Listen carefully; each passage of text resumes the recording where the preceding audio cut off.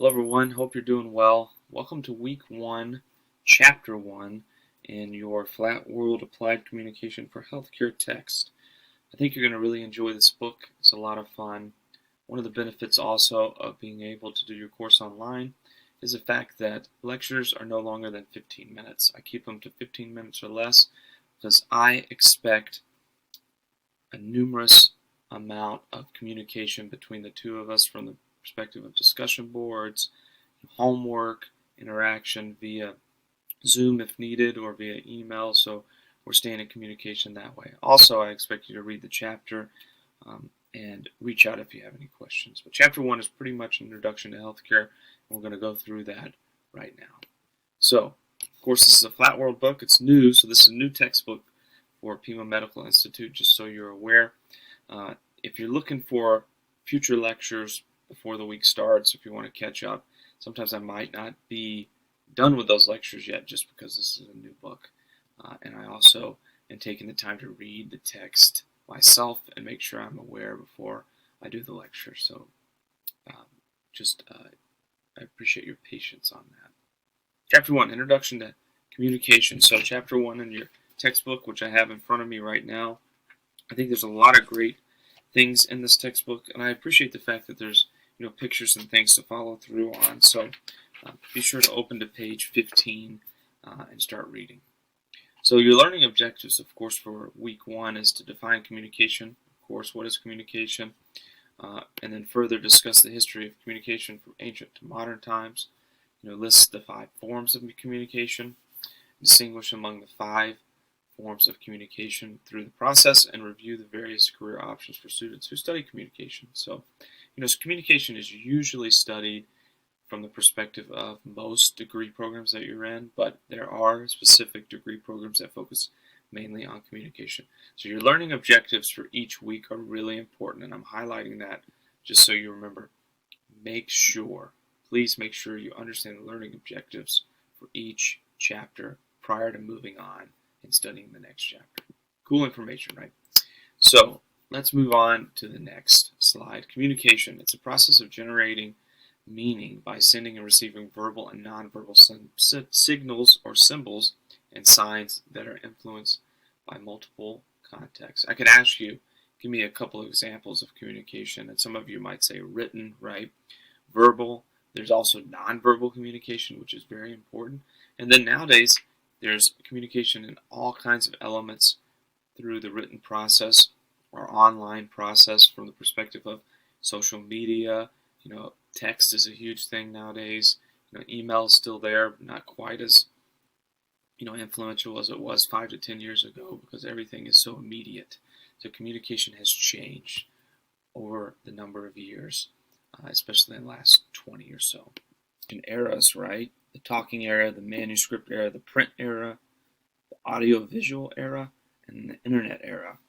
I'm talking mainly about some of the changes that we've seen since 1990. But, if you think back, a lot of the new things that we have to communicate with have not been around very long. So we're still learning those. And, on average, we spend quite an extended amount of time. Look at the print era, where we spent, hundreds of years communicating in that way and not having another way besides a write verbal or such to communicate as we do now. We have a variety of different ways, and I think this makes it more challenging for not just people that are moving into the healthcare field, but individuals in general who want to communicate in a fashion that is respectable and perceived in a positive way. Different forms of communication, right, are interpersonal, interpersonal, group, public, or mass communication. And I think that goes without explaining. Group communication, public communication, and mass communication. A lot of that you can do via social media now. So some of this has really come into context over the last 20 years or so in a different way, just as we talked about before. There's a lot of different communication careers that you can take. Business is a big one. I am actually personally in a business program through my doctorate, so I understand the importance of communication and what it means to business. A lot of this is written, right? Public relations is a huge thing, especially in healthcare. how you're perceived by the public is important, and I think that is a great field to be in. Media is another example of a communication career. Journalist would be one, right? Not-for-profit would be a way to navigate communication depending on your organization and what it strives towards. Government and law, right? Everyone in government and law must communicate in an effective way to be effective, right? In education, teaching is an element of communication. How you're perceived by your students, and then also how you display the information you want them to receive. So 1.2, we're moving on to 1.2, learning objectives. Of course, we talked about that being important, and identifying and defining the transmission model of communication, identifying and defining components of an interaction model of communication. What about the transaction model of communication? We're going to talk about that. Compare the three models. What do they mean? How do they differ? And then use the transaction model of communication to analyze a recent communication encounter. And some of that we will do on this lecture, and some will defer for you guys to take a look at on your own. So, communication models.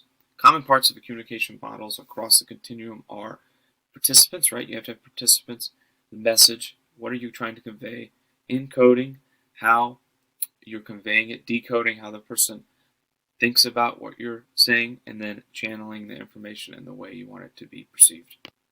So the transmission model, and I'm on page 25 right now, it describes communication as a linear one-way process in which a sender intentionally transmits a message to the receiver.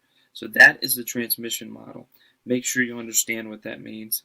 And one of the things that's really interesting about this model is it's really influenced by the spread of new communication technologies such as the radio or the TV, which has really changed the way we communicate. And one of the examples that I like to give is figure 1.1, where in the past I've had students draw the transmission model of communication and what they think about it. So it usually has the sender and the receiver encoding and decoding and the message. Right. So take a look at 1.1, that figure. What about the interaction model? The interaction model is on page 27. On page 27, it describes communication as a process in which participants alternate positions as a sender and receiver generate meaning by sending messages or receiving feedback within physical and psychological context. So figure 1.2 really talks about the feedback channel and how people communicate with each other. So the transmission model is one way right, while the interaction model goes both ways. So take a look at figure 1.2. I think that's the most important thing when you're looking at these models to really understand. The figures really help here. Move on to the transaction model of communication. That describes communication as a process in which communicators generate social realities within social, relational, or cultural contexts. 1.3 is the next figure I want you to look at on page 29. Make sure you understand the co-creation of meaning between the communicators and understand what relational context is and physical and psychological context. Really interesting. I think the best slide when you're managing the three different communication models, looking at what the differences are, this is a great slide for that. Take a look at it. I think this is going to be used in tests. You'll definitely see it in your homework, so be sure to understand the differences between the three models of communication. Very important. On to learning objectives 1.3. How is communication integrated in our lives? Explain how communication meets physical, instrumental, relation, and identity needs. Explain how the notion of process fits into communication, and discuss the ways in which communication is guided by culture and context. So, integrative learning. How do you integrate learning from the perspective of understanding the philosophy behind the approach? So, integrative learning encourages students to reflect on how content they are learning connects to other classes they have taken or what they are taking from an academic perspective. That is on page 32. Make sure you know what integrative learning means. Page 35, communication meeting the needs of others from the perspective of physical, instrumental, relational, and identity needs. We can talk about physical. needs that keep our bodies and minds functioning, right? Understanding, learning, moving forward from the perspective of history, how learning took place from the perspective of communication, how people communicated to stay safe, healthy, right? That's part of this communication process. We just said communication process, and communication is a process, right? So page 37 and 36 really talk about the process of involving, interchanging verbal and nonverbal messages to convey what you want to convey to others in order to learn and improve, and then also in order to gain, process of displaying the information that you want others to receive.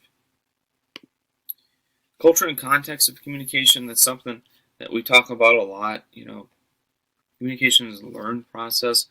Your ethical norms, depending on where you grow up, what process you're a part of, what community you're in, all that plays into how you communicate with others and how you're received.